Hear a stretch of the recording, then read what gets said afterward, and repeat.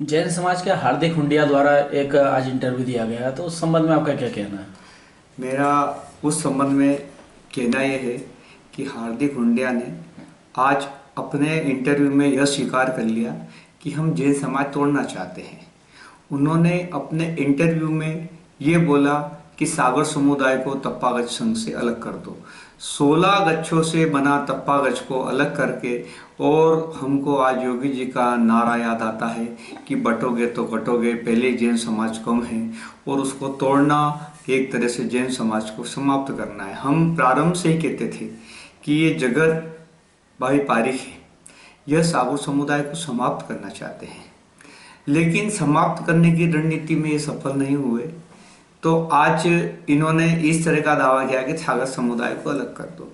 हमने पूर्व में भी आरोप लगाया कि विदेश के पैसे से जैन समाज को तोड़ना चाहते हैं, तो इनके इस वीडियो से यह स्वप्रमाणित हो रहा है कि यह जैन समाज को विखंडित और तोड़ना चाहते हैं। हम जैन समाज के, देश भर के सभी जैन समाज के पालने वाले को आग्रह करते हैं, चाहे वो सागर समुदाय के हो या किसी भी समुदाय के हो, इनके चक्कर में नहीं पड़े, विदेशी चक्करों में नहीं फंसे और अपने गच्छ, अपने पंथ, अपने धर्म से एकजुट होकर, नहीं तो योगी जी का नारा है कि बटोगे तो कटोगे। अब अगला विषय ये आता है कि जो ये गिनती के 9 जने उन्होंने स्वीकार किया, मतलब वो 2-3 महीने से अभियान चला रहे थे। लाखों लोग जिस जैन धर्म के अनुयायी हैं, मानने वाले हैं, लेकिन गिनती के 9 जने ही उनको साथ दे रहे हैं। ये सोचना चाहिए हार्दिक हुंडिया को, क्या आखिर 9 जने ही उनको क्यों साथ दे रहे हैं? अब इनमें भी डबल है। हर्षद गुगलिया हार्दिक रत्न का विरोध करता है, हार्दिक रत्न महाराज का। हर्षद गुगलिया के विक्रम शाह वगैरह सारे लोग हार्दिक रत्न का विरोध करते हैं और यह हार्दिक हुंडिया उस साधु को बचाने गया। लेकिन ये लोगों का एक टुकड़े टुकड़े गैंग बना ली है, इन्होंने एक माफिया गिरोह बना दिया है। इनका उद्देश्य समाज का सुधार नहीं करना है।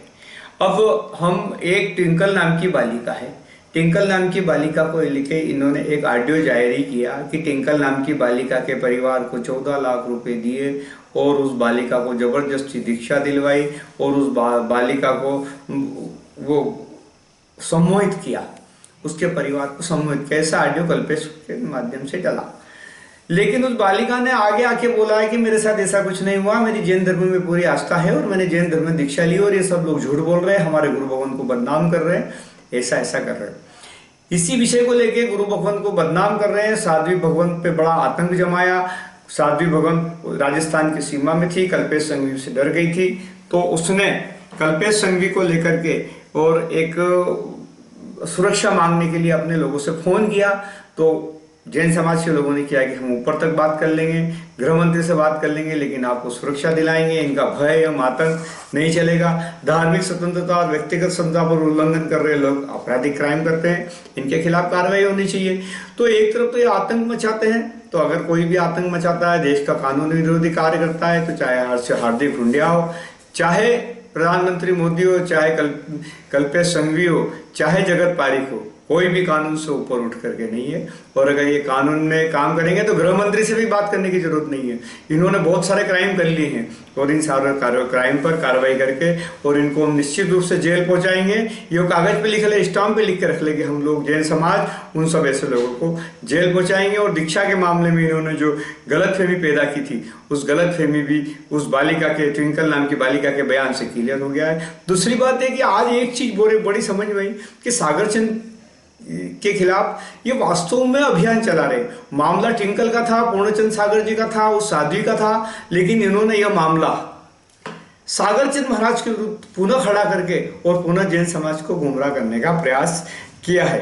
अब इसके बाद में ये हार्दिक हुंडिया है।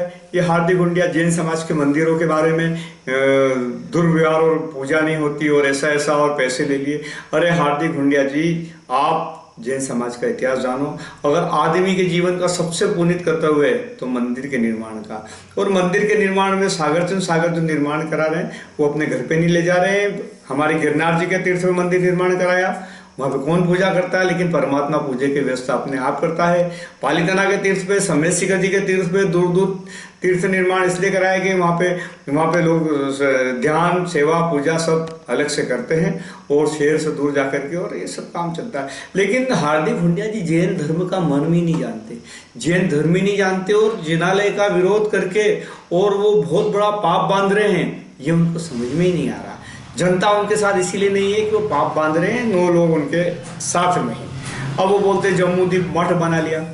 अरे भैया, जम्मूदीप में रह करके और लोग सिद्धाचल गिरनार की पूजा अर्चना करते हैं, लोगों को सुख सुविधा उपलब्ध कराई जाती है, और तीर्थ क्षेत्र में तीर्थ करने के लिए लोगों को मदद की जाती है, और उसको आप मठ के करके, और जो तीर्थयात्री और तीर्थ यात्रा के साथ जो धर्म का लाभ लेते हैं उन सबका विरोध करके, और आप कितने ही जन्म का पाप कर्म बांध रहे हो।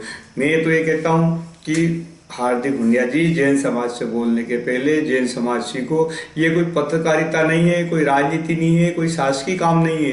ये जीन शासन का ऐसा काम है जिसका कि शास्त्र सीखना पड़ता है, जिसको समझना पड़ता है, और आत्म कल्याण का मार्ग है, दूसरों की बुराई का और आलोचना का मार्ग नहीं है। अब एक और मामला हमारे सामने आया कि ये जो फॉरेंसिक रिपोर्ट का के और सागर चंद जी पे आरोप लगा रहे हैं, तो हमारा ये कहना है कि जगत पारीख ने इन आरोपों को लेकर के पहले वो थाने में चले गए, थाने में उनका आरोप मान्य नहीं हुआ और कोई प्रकरण पंजीबद्ध नहीं किया, तो वो न्यायालय में चले गए। जब एक बार न्यायालय में चले गए तो हमारा ये कहना है कि अब न्यायालय में निर्णय होने से पहले किसी तरह के आरोप प्रत्यारोप किया जाना उचित नहीं है। न्यायालय की अवमानना है, न्यायालय का अपमान है। हम सारे जैन समाज के लोग उक्त न्यायालय का निर्णय मानते हैं। न्यायालय में जो उन्होंने आवेदन लगाया है, वो आवेदन न्याय संहिता की धारा 294, 54 में और IT एक्ट में लगाया है।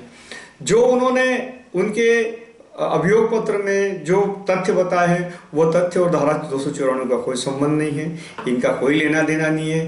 वो केस पहली दृष्टि में खारिज करने लायक है, लेकिन न्यायालय की प्रक्रिया है कि न्यायालय ने सिर्फ इतना सा आदेश करा है कि जो पुलिस को रिपोर्ट करी वो प्रतिवेदन पहुंचाने की कृपा करे, और पुलिस का प्रतिवेदन पहले ही अखबारों में छप चुका है। चूंकि हमारे इसमें नहीं आता है, इसलिए हम प्रकरण दर्ज नहीं करते हैं।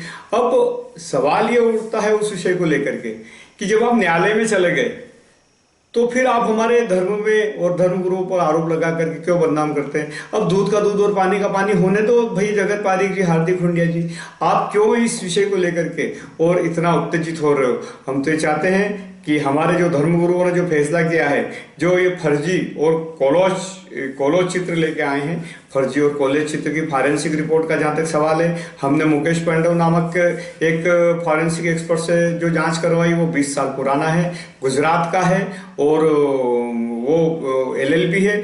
जबकि आपने जिससे फॉरेंसिक रिपोर्ट की जांच कराई वो मात्र 2 साल पुराना है, मात्र 2 साल पुराना, और LLB भी नहीं है। उसके बाद आपने ओरिजिनल मूल सोर्स दिया ही नहीं। धारा 79 का प्रमाण पत्र IT एक्ट का होना चाहिए, इसके बिना वो रिपोर्ट न्यायालय में मान्य नहीं होती है।